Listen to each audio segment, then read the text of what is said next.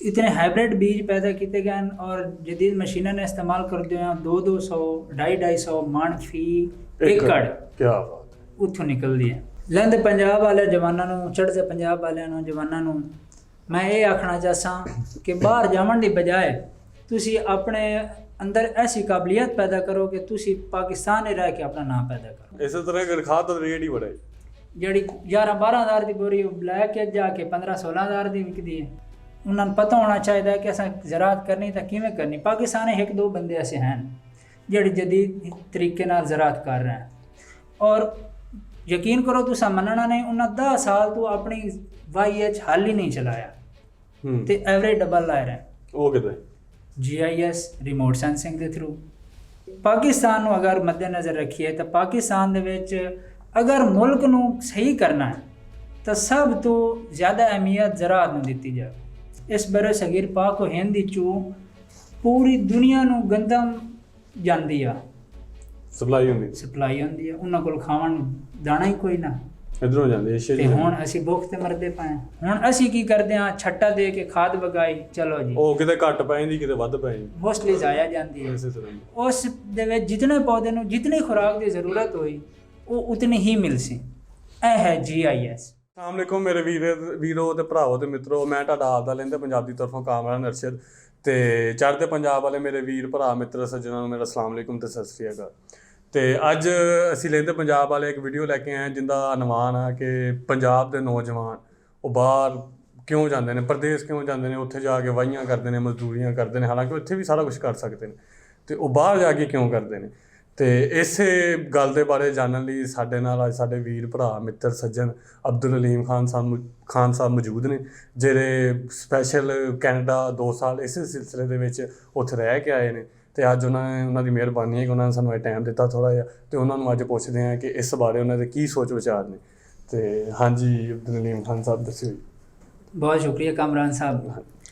ਸਭ ਤੋਂ ਪਹਿਲਾਂ ਤਾਂ ਮੈਂ ਲਹਿੰਦੇ ਪੰਜਾਬ ਦਾ ਸ਼ੁਕਰੀਆ ਅਦਾ ਕਰਦਾ ਤੇ ਬਾਕੀ ਰਹੀ ਗੱਲ ਜਿਹੜੇ ਨੌਜਵਾਨ ਸਾਡੇ ਨੇ ਇਹ ਪਾਕਿਸਤਾਨ ਤੋਂ ਬਾਹਰ ਇਸ ਵਜ੍ਹਾ ਤੋਂ ਜਾਣਾ ਚਾਹ ਰਹੇ ਹਨ ਕਿ ਪਾਕਿਸਤਾਨ ਉਹਨਾਂ ਨੂੰ ਕੋਈ ਮੁਸਤਕਬਲ ਨਜ਼ਰ ਨਹੀਂ ਆ ਰਹੀ ਤੇ ਮੁਸਤਕਬਲ ਨਜ਼ਰ ਨਾ ਆਉਣ ਦੀ ਸਭ ਤੋਂ ਵੱਡੀ ਜਿਹੜੀ ਰੀਜ਼ਨ ਹੈ ਉਹ ਹੈ ਕਿ ਸਾਡੀ ਗੌਰਮੈਂਟ ਜਿਹੜੀ ਹੈ ਸਾਡੀਆਂ ਜ਼ਮੀਨਾਂ ਜਿਹੜੀਆਂ ਨੂੰ ਬਹੁਤ ਜ਼ਿਆਦਾ ਜ਼ਰਖੇਜ਼ ਹਨ, ਲੇਕਿਨ ਉਹਦੇ ਬਾਵਜੂਦ ਕਿਸਾਨਾਂ ਕਾਰਨ ਕੋਈ ਐਸੀ ਪਾਲਿਸੀ ਨਹੀਂ ਬਣਾਈ ਗਈ ਕਿ ਉਹਨਾਂ ਨੂੰ ਫੈਸਿਲੀਟੇਟ ਕੀਤਾ ਜਾਵੇ, ਉਹਨਾਂ ਨੂੰ ਸਹੂਲਤਾਂ ਮੁਹੱਈਆ ਕੀਤੀਆਂ ਜਾਵੇ। ਇਹ ਮਸਲਾ ਉਸ ਵਕਤ ਤੱਕ ਖਤਮ ਨਹੀਂ ਹੋ ਸਕਦਾ ਜਿਤਨੇ ਤਾਈਂ ਸਾਡੀ ਗੌਰਮੈਂਟ ਕੋਈ ਕਿਸਾਨਾਂ ਵਾਸਤੇ ਅੱਛੀ ਪਾਲਿਸੀ ਨਹੀਂ ਬਣਾਉਂਦੀ, ਤਬ ਤੱਕ ਇਹ ਸਿਲਸਿਲਾ ਚੱਲਦਾ ਰਹੀ। ਹਾਂਜੀ ਤੇ ਅਲੀਮ ਭਾਈ ਤੁਸੀਂ ਫਿਰ ਬਾਹਰ ਵੀ ਰਹਿ ਕੇ ਆਏ ਹੋ ਤੇ ਮਾਸ਼ਾਅੱਲਾ ਉੱਥੇ ਤੁਸੀਂ ਇੱਕ ਜ਼ਿੰਦਗੀ ਦੇ 2-3 ਸਾਲ ਉੱਥੇ ਗੁਜ਼ਾਰੇ ਹੋ ਤੇ ਉੱਥੇ ਤੁਹਾਨੂੰ ਕੋਈ ਲਹਿੰਦੇ ਪੰਜਾਬ ਦਾ ਬੰਦਾ ਜਾਂ ਕੋਈ ਚੜ੍ਹਦੇ ਪੰਜਾਬ ਦਾ ਉੱਥੇ ਕੋਈ ਬੰਦਾ ਕੋਈ ਤੁਹਾਨੂੰ ਟੱਕਰਿਆ ਹੋਵੇ, ਕੋਈ ਮਿਲਿਆ ਹੋਵੇ, ਤੁਸੀਂ ਕੋਈ ਉੱਥੇ ਕੰਮਕਾਰ ਕਰਦਾ, ਕਿਸੇ ਨਾਲ ਕੋਈ ਗੱਲਬਾਤ ਹੋਈ ਹੋਵੇ, ਉਹ ਤੇ ਆਪਦਾ ਕੋਈ ਗੱਲਬਾਤ ਦੱਸੋ, ਕੋਈ ਸ਼ੇਅਰ ਕਰੋ ਸਾਡੇ ਨਾਲ। ਜੀ ਬਿਲਕੁਲ, ਮੈਨੂੰ ਪਾਕਿਸਤਾਨ ਦੇ ਵੀ ਕਾਫੀ ਨੌਜਵਾਨ ਮਿਲੇ ਨੇ, ਇੰਡੀਆ ਦੇ ਵੀ ਕਾਫੀ ਨੌਜਵਾਨ ਮਿਲੇ ਨੇ। ਉਹਨਾਂ ਕੋਲੋਂ ਜਦੋਂ ਵੀ ਪੁੱਛਿਆ ਤੁਸੀਂ ਇੱਥੇ ਕਿਉਂ ਆਏ ਹੋ, ਕੀ ਮਸਲੇ ਮਸਾਇਲ ਹਨ, ਤਾਂ ਉਹ ਇਹੀ ਗੱਲ ਕਰਦੇ ਹਨ ਕਿ ਸਾਨੂੰ ਕੋਈ ਆਪਣਾ ਮੁਸਤਕਬਲ ਨਜ਼ਰ ਨਹੀਂ ਆਉਂਦਾ। ਇਸ ਵਾਸਤੇ ਉਹ ਤਾਂ ਪਾਕਿਸਤਾਨ ਦੇ ਵਿੱਚ ਨਜ਼ਰ ਨਹੀਂ ਆਉਂਦਾ, ਇੰਡੀਆ 'ਚ ਵੀ ਨਹੀਂ ਨਜ਼ਰ ਆਉਂਦਾ। ਇੰਡੀਆ 'ਚ ਇਹ ਹੈ ਕਿ ਉਹਨਾਂ ਐਗਰੀਕਲਚਰ ਪ੍ਰਮੋਟ ਕੀਤਾ, ਕਾਫੀ ਫੈਸਿਲਿਟੀਜ਼ ਦਿੱਤੀਆਂ ਨੇ ਕਿਸਾਨਾਂ ਨੂੰ। ਕਿਸਾਨਾਂ ਵਾਸਤੇ ਸਾਡੇ ਹਿਸਾਬ ਨਾਲੋਂ ਉਹਨਾਂ ਦੇ ਕੋਲ ਖਾਦ ਦੀ ਕੀਮਤ ਕਮ ਹੈ, ਹੋਰ ਕਾਫੀ ਸਹੂਲਤਾਂ ਹਨ। ਜਿਸ ਕੋਲ 2 ਤੋਂ 4 ਕਿੱਲੇ ਜ਼ਮੀਨ ਹੈ ਉਹਨਾਂ ਨੂੰ ਟਰੈਕਟਰ ਦਿੱਤੇ ਗਏ ਗੌਰਮੈਂਟ ਦੀ ਤਰਫੋਂ, ਜਦਕਿ ਸਾਡੇ ਕੋਲ ਖਾਦ ਲੈਣੀ ਹੋਵੇ ਪਾਕਿਸਤਾਨ ਵਿੱਚ ਤਾਂ ਲੈਣਾ ਹੀ ਲੱਗਣਾ ਪੈਂਦਾ ਬਲੈਕਮੇਲ ਖਾਦ। ਇਸੇ ਤਰ੍ਹਾਂ ਅਗਰ ਖਾਦ ਦਾ ਰੇਟ ਹੀ ਬੜਾ ਜਿਹੜੀ 11-12 ਹਜ਼ਾਰ ਦੀ ਬੋਰੀ ਉਹ ਬਲੈਕ ਜਾ ਕੇ 15-16 ਹਜ਼ਾਰ ਦੀ ਵਿਕਦੀ ਹੈ। ਇਸੇ ਤਰ੍ਹਾਂ ਹੀ ਸਾਡੇ ਕੋਲ ਇਹ ਮਸਲੇ ਮਸਾਇਲ ਉਹਨਾਂ ਆਪਣੇ ਦੱਸੇ ਕਿ ਪਾਕਿਸਤਾਨ ਦੇ ਇਹ ਮਸਲੇ ਮਸਾਇਲ ਹੈ। ਬਾਕੀ ਉਹਨਾਂ ਆਖਿਆ ਕਿ ਇੱਥੇ ਅਗਰ ਸਾਨੂੰ ਮਜ਼ਦੂਰੀ ਵੀ ਕਰਨੀ ਪਵੇ ਤਾਂ ਪਾਕਿਸਤਾਨ ਦੀ ਸਰਕਾਰੀ ਜੋਬ ਨਾਲੋਂ ਵੀ ਬਿਹਤਰ ਹੈ। ਹਾਂਜੀ ਤੇ ਨਾਲੇ ਅਲੀਮ ਭਾਈ ਤੁਸੀਂ ਗਏ ਹੋ ਬਾਹਰ 2 ਸਾਲ ਉੱਥੇ ਕੱਟੇ ਆ ਤੇ ਤੁਸੀਂ ਉੱਥੇ ਨਾਲ ਸਾਨੂੰ ਦੱਸੋ ਤੁਸੀਂ ਉੱਥੇ ਕੀ ਕੀਤਾ, ਨਾਲੇ ਫਿਰ ਤੁਸੀਂ ਵਾਹੀ ਦੀ ਗੱਲ ਕੀਤੀ ਹੈ ਤੇ ਉੱਥੇ ਵਾਹੀ ਦਾ ਨਿਜ਼ਾਮ ਉੱਥੇ ਕਿੱਦਾਂ ਦਾ ਉਹ ਵੀ ਸਾਨੂੰ ਦੱਸੋ ਨਾ, ਕੀ ਹਿਸਾਬ ਕਿਤਾਬ ਉੱਥੇ। ਜੀ ਮੈਂ ਉੱਥੇ ਮਾਸਟਰ ਕਰਨ ਗਿਆ ਸੀ, GIS ਦੇ ਵਿੱਚ ਮਾਸਟਰ ਕੀਤਾ। GIS ਯਾਨੀ ਜਿਓਗ੍ਰਾਫੀਕਲ ਇਨਫੋਰਮੇਸ਼ਨ ਸਿਸਟਮ, ਇਹ ਇੱਕ ਜਦੀਦ ਬ੍ਰਾਂਚ ਹੈ ਜੋਗਰਾਫੀਆ ਦੀ ਤੇ ਮੈਂ ਆਪਣਾ ਜਿਹੜਾ ਥੀਸਿਸ ਹੈ ਉਹ ਵੀ ਐਗਰੀਕਲਚਰ 'ਤੇ ਹੀ ਕੀਤਾ, ਉਹਦੀ ਡਿਵੈਲਪਮੈਂਟ 'ਤੇ। ਤੇ ਇੱਥੇ ਤਾਂ ਨਿਜ਼ਾਮ ਇਹ ਰਿਹਾ ਹੈ ਕਿ ਹਰ ਤਰ੍ਹਾਂ ਦੀ ਜਦੀਦ ਫੈਸਿਲਿਟੀਜ਼ ਉਹਨਾਂ ਲੋਕਾਂ ਕੋਲ ਮੌਜੂਦ ਹਨ। ਉਹਨਾਂ ਦਾ ਕੋਈ ਨਹਿਰੀ ਨਿਜ਼ਾਮ, ਉਹਨਾਂ ਦੇ ਕੋਲ ਪਾਣੀ ਦੀ ਕਿੱਲਤ ਹੈ। ਪਾਣੀ ਵਾਲਾ ਨਿਜ਼ਾਮ ਨਾ ਹੋਣ ਦੇ ਬਾਵਜੂਦ ਉਹਨਾਂ ਮਸਨੂਈ ਬਾਰਿਸ਼ਾਂ ਬਰਸਾ ਲੈਂਦੇ ਜਿੱਥੇ ਉਹਨਾਂ ਨੂੰ ਜ਼ਰੂਰਤ ਹੋਵੇ, ਉਹਨਾਂ ਪਾਈਪਾਂ ਦੇ ਜ਼ਰੀਏ ਪਾਣੀ ਦੇ ਲੈਣਾ। ਸਹੂਲਤਾਂ ਉਹਨਾਂ ਕੋਲ ਬੜੀ ਹਰ ਤਰ੍ਹਾਂ ਦੀ ਸਹੂਲਤ ਉਹਨਾਂ ਦੇ ਕੋਲ।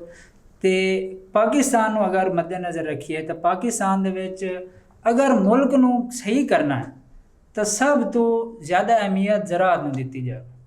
ਇਸ ਵਾਸਤੇ ਇਹਨਾਂ ਨੂੰ ਐਸੇ ਪਲਾਨ ਬਣਾਉਣੇ ਚਾਹੀਦੇ ਹਨ ਕਿ ਜਿਹਦੇ ਵਿੱਚ ਕਿਸਾਨ ਨੂੰ ਸਹੂਲਤਾਂ ਹੋਣ, ਐਸੀ ਪਾਲਿਸੀਆਂ ਲਾਇਆ ਹੋਣ ਜਿਹਦੇ ਵਿੱਚ ਉਹਨਾਂ ਨੂੰ ਮਜ਼ੀਦ ਸਹੂਲੀਅਤ ਮੁਹੱਈਆ ਕੀਤੀਆਂ ਜਾਣ। ਮੇਰਾ ਇਹ ਮੰਨਣਾ ਹੈ, ਮੈਂ GIS ਦੀ ਡਿਗਰੀ ਕੀਤੀ ਹੈ, ਐਜ਼ ਅ GIS ਐਨਾਲਿਸਟ ਮੈਂ ਇਹ ਆਖ ਸਕਦਾ ਕਿ ਜਿਤਨੇ ਤੱਕ ਜ਼ਰਾਅਤ ਨੂੰ ਪ੍ਰਮੋਟ ਨਾ ਕੀਤਾ ਜਾਸੀ ਇਤਨੇ ਤਾਈਂ ਪਾਕਿਸਤਾਨ ਦਾ ਕੋਈ ਮੁਸਤਕਬਲ ਨਹੀਂ ਹੈ। ਤੇ ਉਸ ਵਾਸਤੇ ਪਾਲਿਸੀਆਂ ਦੇ ਨਾਲ ਨਾਲ ਲੋਕਾਂ ਨੂੰ ਤਾਲੀਮ ਵੀ ਦਿੱਤੀ ਜਾਵੇ ਜ਼ਰਾਅਤ ਦੀ। ਸਿਰਫ ਪਾਲਿਸੀਆਂ ਬਣਾ ਛੱਡਣਾ ਕੋਈ ਕੰਮ ਨਹੀਂ। ਲੋਕਾਂ ਨੂੰ ਉਸ ਦੇ ਨਾਲ ਉਹਨਾਂ ਨੂੰ ਪਤਾ ਹੋਣਾ ਚਾਹੀਦਾ ਕਿ ਅਸਾਂ ਜ਼ਰਾਅਤ ਕਰਨੀ ਤਾਂ ਕਿਵੇਂ ਕਰਨੀ। ਪਾਕਿਸਤਾਨ ਇੱਕ ਦੋ ਬੰਦੇ ਐਸੇ ਹਨ ਜਿਹੜੇ ਜਦੀਦ ਤਰੀਕੇ ਨਾਲ ਜ਼ਰਾਅਤ ਕਰ ਰਹੇ ਹਨ, ਔਰ ਯਕੀਨ ਕਰੋ ਤੁਸੀਂ ਮੰਨਣਾ ਨਹੀਂ, ਉਹਨਾਂ 10 ਸਾਲ ਤੋਂ ਆਪਣੀ YH ਹੱਲ ਹੀ ਨਹੀਂ ਚਲਾਇਆ ਤੇ ਐਵਰੇਜ ਡਬਲ ਲਾ ਰਹੇ। ਉਹ ਕਿਦਾਂ? GIS ਰਿਮੋਟ ਸੈਂਸਿੰਗ ਦੇ ਥਰੂ ਜਦੀਦ ਤਰੀਕੇ। ਹੁਣ ਲੋਕਾਂ ਨੂੰ ਨਹੀਂ ਪਤਾ GIS ਰਿਮੋਟ ਸੈਂਸਿੰਗ ਕੀ ਹੈ। ਜਿਤਨੇ ਤਾਈਂ ਤਾਲੀਮ ਨਹੀਂ ਆਉਣੀ ਇਤਨੇ ਤਾਈਂ ਸਮਝ ਨਹੀਂ ਆਉਣੀ। ਜੇ ਸਮਝ ਆ ਜਾਵੇ ਤਾਂ ਸਾਡੀ ਕੋਲ ਕੋਈ ਪਾਲਿਸੀ ਨਹੀਂ ਕਿ ਜਿਸ ਤੋਂ ਅਸੀਂ ਉਹਨੂੰ ਕਾਮਯਾਬ ਕਰ ਲਈਏ। ਸਹੂਲਤ ਵੀ ਕੋਈ ਨਹੀਂ। ਇਸ ਵਾਸਤੇ ਤਾਲੀਮ ਸਭ ਤੋਂ ਪਹਿਲੀ ਬੁਨਿਆਦੀ ਚੀਜ਼ ਹੈ। ਉਸ ਤੋਂ ਬਾਅਦ ਗੌਰਮੈਂਟ ਦੀਆਂ ਪਾਲਿਸੀਆਂ। ਮੈਂ ਅਗਰ ਪਾਕਿਸਤਾਨ ਅੱਗੇ ਆਉਣਾ ਤਾਂ ਜ਼ਰਾਅਤ ਨੂੰ ਪ੍ਰਮੋਟ ਕਰਨ। ਬਾਕੀ ਇੰਡਸਟਰੀਅਲਿਸਟ ਹੈ, ਸਾਰਾ ਕੁਝ ਹੈ, ਲੇਕਿਨ ਜਿਹੜੀ ਸ਼ਾਇਦ ਸਾਡੇ ਕੋਲ ਸਭ ਤੋਂ ਜ਼ਿਆਦਾ ਹੈ, ਮੈਂ ਥੋੜਾ ਹਿਸਟਰੀ 'ਚ ਵੀ ਇੰਟਰਸਟ ਰੱਖਦਾ। ਮੈਂ ਪੜ੍ਹਿਆ ਕਿ ਸੁਲਤਾਨ ਮਹਿਮੂਦ ਗਜ਼ਨਵੀ ਦੇ ਦੌਰ ਦੇ ਵਿੱਚ ਨਾ ਇੱਥੋਂ ਏਸ਼ੀਆ ਦੇ ਵਿੱਚੋਂ, ਏਸ਼ੀਆ ਮੀਨ ਉਹਲੇ ਏਸ਼ੀਆ ਵੱਡਾ ਹਿੰਦੁਸਤਾਨ ਜਿਹੜਾ ਇਸ ਬਰ ਸਗੀਰ ਪਾਕ ਉਹ ਹਿੰਦ ਵਿੱਚੋਂ ਪੂਰੀ ਦੁਨੀਆ ਨੂੰ ਗੰਦਮ ਜਾਂਦੀ ਆ, ਸਪਲਾਈ ਹੁੰਦੀ ਆ। ਉਹਨਾਂ ਕੋਲ ਖਾਣ ਨੂੰ ਦਾਣਾ ਹੀ ਕੋਈ ਨਾ, ਇਧਰੋਂ ਜਾਂਦੇ ਏਸ਼ੀਆ ਤੇ ਹੁਣ ਅਸੀਂ ਭੁੱਖ ਤੇ ਮਰਦੇ ਪਏ ਹਾਂ। ਆਦੀ ਨਹੀਂ ਪੂਰੀ ਹੁੰਦੀ ਹੁਣ ਤੇ ਕਿਸ ਨੂੰ ਕੀ ਦੇਣੀ ਹੈ। ਇਹ ਨਿਜ਼ਾਮ ਹੈ, ਇਤਨੀ ਚੇਂਜਿੰਗ ਹੋ ਗਈ। ਕਰਪਟ ਸਿਆਸਤਦਾਨ ਹੈ, ਜਿਤਨੇ ਤਾਂ ਸਿਆਸਤ ਠੀਕ ਨਾ ਹੋਵੇ, ਸਾਡੀ ਸਿਆਸਤ ਵਿੱਚ ਪੜ੍ਹੇ ਲਿਖੇ ਲੋਕ ਨਾ ਆਵੇਂ, ਲੋਕਾਂ ਦੇ ਨਾਲ ਮੁਹੱਬਤ ਕਰਨ ਵਾਲੇ ਬੰਦੇ ਨਾ ਆਵੇਂ ਸਿਆਸਤ ਵਿੱਚ, ਅੱਛੀਆਂ ਪਾਲਿਸੀਆਂ ਨਾ ਬਣਨ, ਤਾਂ ਉਸ ਟਾਈਮ ਤਾਈਂ ਪਾਕਿਸਤਾਨ ਕਦੀ ਤਰੱਕੀ ਨਹੀਂ ਕਰ ਸਕਦਾ। ਹਾਂਜੀ, ਤੇ ਜਿੱਦਾਂ ਲੀਮ ਬਾਈ ਤੁਸੀਂ ਮਾਸ਼ਾਅੱਲਾ ਫਿਰ GIS ਦੇ ਵਿੱਚ ਮਾਸਟਰ ਹੋ, ਤੇ ਤੁਹਾਨੂੰ ਕੀ ਲੱਗਦਾ ਕਿ GIS ਨੂੰ ਇਸ ਮੁਲਕ ਦੇ ਵਿੱਚ ਜ਼ਰਾਅਤ ਦੀ ਤਰੱਕੀ ਲਈ GIS ਨੂੰ ਕਿੱਦਾਂ ਇਸਤੇਮਾਲ ਕੀਤਾ ਜਾ ਸਕਦਾ? ਜੀ ਬਿਲਕੁਲ, ਜ਼ਰਾਅਤ ਦੇ ਵਿੱਚ GIS ਦਾ ਬੜਾ ਅਹਿਮ ਰੋਲ ਹੈ। ਗੱਲ ਬਣ ਜਾਏ ਕਿ ਉਹ ਹੀ ਆ ਜਾਂਦੀ ਹੈ ਕਿ ਸਾਡੀ ਗੌਰਮੈਂਟ ਜਿਤਨੇ ਤਾਈਂ ਪਾਲਿਸੀਆਂ ਨਾ ਬਣਾਏ ਉਸ ਵਕਤ ਤੱਕ। ਹੁਣ ਇਸ ਟਾਈਮ ਵੇਖੋ, ਸਿਰਫ ਜ਼ਰਾਅਤ ਨਹੀਂ ਮਸਲਾ ਪਾਕਿਸਤਾਨ ਦਾ, global warming, greenhouse effect, ਇਹ ਬਲਕਿ ਪਾਕਿਸਤਾਨ ਦਾ ਨਹੀਂ ਪੂਰੀ ਦੁਨੀਆ ਦਾ ਮਾਮਲਾ ਹੈ। ਕਲਾਈਮੇਟ ਇਤਨਾ ਚੇਂਜ ਹੋ ਚੁੱਕਿਆ ਹੈ ਕਿ ਹੁਣ ਵੇਖ ਲਓ, ਇਸ ਸਾਲ ਤਕਰੀਬਨ ਪੂਰੀ ਸਰਦੀ ਗੁਜ਼ਰ ਗਈ, ਕੋਈ ਬਾਰਿਸ਼ ਨਹੀਂ ਹੋਈ। ਇਸ ਵਜ੍ਹਾ ਤੋਂ global change, green house effect, ਇਹ ਸਾਰੀਆਂ ਚੀਜ਼ਾਂ ਸਿਰਫ ਇੱਕ GIS ਇੱਕ ਚੀਜ਼ ਹੀ ਨਹੀਂ ਇੰਪਲੀਮੈਂਟ ਹੋ ਰਹੀ। ਹਾਂ, ਹਰ ਚੀਜ਼ ਵਿੱਚ ਹੋ ਰਹੀ, ਲੇਕਿਨ ਅਗਰ ਗੱਲ ਕੀਤੀ ਜਾਵੇ ਜ਼ਰਾਅਤ ਦੀ, ਤਾਂ ਜ਼ਰਾਅਤ ਦੇ ਵਿੱਚ ਜਿਹੜੇ ਚੀਜ਼ਾਂ ਹੁਣ ਅਸੀਂ ਪਾਣੀ ਲੈਂਦੇ ਹਾਂ, ਪਾਣੀ ਅਗਰ ਅਸੀਂ ਜ਼ਰਾਅਤ ਆਪਣੇ ਹੁਣ ਨਾਲ ਤਰੀਕਾ ਵੇਖ ਲਈਏ ਤਾਂ ਵਾਟਰ ਵਿੱਚ ਪਾਣੀ ਲਾ ਦਿੱਤਾ, ਕਿਤਨਾ ਪਾਣੀ ਜ਼ਾਇਆ ਹੁੰਦਾ ਪੌਦਿਆਂ ਨੂੰ, ਕਿਨਾਂ ਜ਼ਿਆਦਾ ਆ ਜਾਂਦਾ, ਕਿਨਾਂ ਥੋੜ੍ਹਾ ਆਉਂਦਾ, ਕਿਨਾਂ ਆਉਂਦਾ ਹੀ ਨਹੀਂ।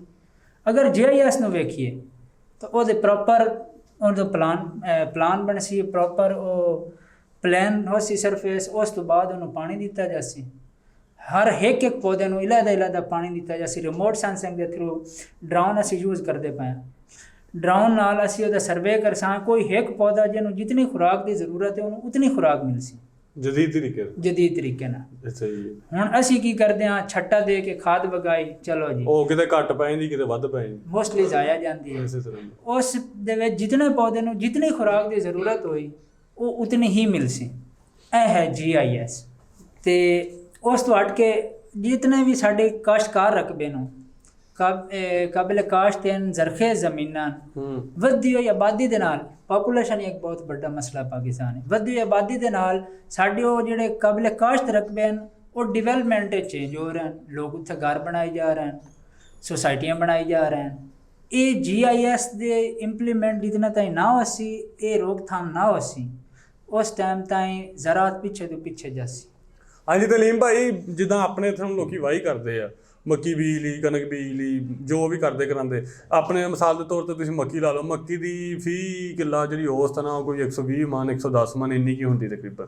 ਤੇ ਉਧਰ ਕੀ ਹਿਸਾਬ ਕਿਤਾਬ, ਕਿਉਂਕਿ ਉੱਥੇ ਫਿਰ ਤੁਸੀਂ ਕਹਿੰਦੇ ਹੋ ਕਿ ਜਦੀਦ ਤਰੀਕੇ ਦੇ ਨਾਲ ਲੋਕੀ ਉਧਰ ਵਾਹੀ ਕਰਦੇ ਆ, ਸਭ ਕੁਝ ਕਰਦੇ, ਤੇ ਉਧਰ ਪੈਦਾਵਾਰ ਕੀ ਹਿਸਾਬ ਕਿਤਾਬ ਨਾਲ ਹੁੰਦੀ ਉਹ ਸਾਨੂੰ ਦੱਸੋ ਜੀ। ਬਿਲਕੁਲ, ਉੱਥੇ ਹਰ ਤਰ੍ਹਾਂ ਦੀ ਜਦੀਦ ਮਸ਼ੀਨਰੀ ਅਵੇਲੇਬਲ ਹੈ ਤੇ ਉੱਥੇ ਉਸ ਜਦੀਦ ਮਸ਼ੀਨਰੀ ਨੂੰ, ਜਦੀਦ ਬੀਜਾਂ ਨੂੰ ਯੂਜ਼ ਕਰਦੇ ਆ। ਸਾਡੇ ਕੋਲ ਤਾਂ ਬੀਜ ਵੀ ਬਸ ਐਵੇਂ ਹੀ ਉਤੋਂ ਬੈਨਰ ਹੋਰ ਚੀਜ਼ ਦਾ ਲੱਗੇ ਹੁੰਦਾ, ਵਿੱਚ ਹੋਰ ਸ਼ਾਇ ਪਾਈ ਹੁੰਦੀ। ਉੱਥੇ ਸਿਸਟਮ ਨਹੀਂ ਹੈ।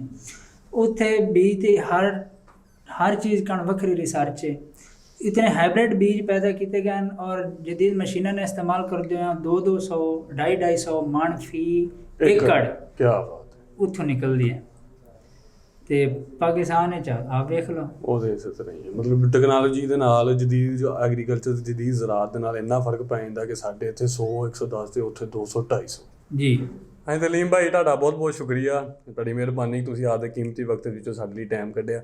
ਤੇ ਤੁਸੀਂ ਹੁਣ ਫਿਰ ਜਿਹੜੇ ਕੋਈ ਸਾਡੇ ਵੀਰ ਭਰਾ ਜਿਹੜੇ ਕੋਈ ਸਾਡੀ ਵੀਡੀਓ ਦੇਖਣਗੇ, ਸਾਡੇ ਚੈਨਲ ਨੂੰ ਦੇਖਣਗੇ, ਉਹਨਾਂ ਨੂੰ ਤੁਸੀਂ ਕੋਈ ਐਂਡ ਤੇ ਹੁਣ ਕੋਈ ਆਪਣਾ ਕੋਈ ਮੈਸੇਜ, ਕੋਈ ਪੈਗਾਮ ਦੇਣਾ ਚਾਹੋ? ਜੀ ਬਿਲਕੁਲ। ਲਹਿੰਦੇ ਪੰਜਾਬ ਵਾਲੇ ਜਵਾਨਾਂ ਨੂੰ, ਚੜ੍ਹਦੇ ਪੰਜਾਬ ਵਾਲਿਆਂ ਨੂੰ, ਜਵਾਨਾਂ ਨੂੰ ਮੈਂ ਇਹ ਆਖਣਾ ਚਾਹਾਂ ਕਿ ਬਾਹਰ ਜਾਣ ਦੀ ਬਜਾਏ ਤੁਸੀਂ ਆਪਣੇ ਅੰਦਰ ਐਸੀ ਕਾਬਲੀਅਤ ਪੈਦਾ ਕਰੋ ਕਿ ਤੁਸੀਂ ਪਾਕਿਸਤਾਨ ਹੀ ਰਹਿ ਕੇ ਆਪਣਾ ਨਾਮ ਪੈਦਾ ਕਰੋ। ਤੁਸੀਂ ਆਪਣੇ ਅੰਦਰ ਇਤਨੀਆਂ ਖੂਬੀਆਂ ਡਿਵੈਲਪ ਕਰ ਲਓ ਕਿ ਲੋਕ ਤੁਹਾਨੂੰ ਆਖਣ ਉਹ ਪਾਕਿਸਤਾਨ ਆਉਣ ਨੂੰ ਪ੍ਰੈਫਰ ਕਰਨ, ਨਾ ਕਿ ਪਾਕਿਸਤਾਨੀ ਬਾਹਰ ਜਾਣ ਨੂੰ ਪ੍ਰੈਫਰ ਕਰਨ। ਅਸੀਂ ਤਾਂ ਅਬਦੁਲ ਅਲੀਮ ਭਾਈ, ਬਹੁਤ ਸ਼ੁਕਰੀਆ, ਤੁਹਾਡੀ ਬੜੀ ਮਿਹਰਬਾਨੀ। ਤੇ ਜਿੰਨੇ ਵੀ ਮੇਰੇ ਵੀਰ ਭਰਾ ਜਿਨ੍ਹਾਂ ਨੇ ਇਸ ਵੀਡੀਓ ਨੂੰ ਜਿਹੜੇ ਵੀ ਦੇਖ ਰਹੇ ਆ, ਤੇ ਸਾਡੇ ਲਹਿੰਦੇ ਪੰਜਾਬ ਚੈਨਲ ਨੂੰ ਲਾਜ਼ਮੀ ਸਬਸਕ੍ਰਾਈਬ ਕਰਨਾ, ਤੇ ਇਸ ਵੀਡੀਓ ਨੂੰ ਲਾਈਕ ਕਰੋ, ਸ਼ੇਅਰ ਕਰੋ, ਤੇ ਕਮੈਂਟ ਦੇ ਵਿੱਚ ਲਾਜ਼ਮੀ ਦੱਸੋ ਕਿ ਵੀਡੀਓ ਤੁਹਾਨੂੰ ਕਿੱਦਾਂ ਦੀ ਲੱਗੀ, ਤੇ ਬੈਲ ਆਈਕਨ ਲਾਜ਼ਮੀ ਦਬਾਉਣਾ ਤਾਂ ਕਿ ਅੱਗੇ ਅਗਲੀ ਆਉਣ ਵਾਲੀ ਵੀਡੀਓ ਤੇ ਤੁਸੀਂ ਆਗਾਹ ਰਹਿ ਸਕੋ। ਸ਼ੁਕਰੀਆ।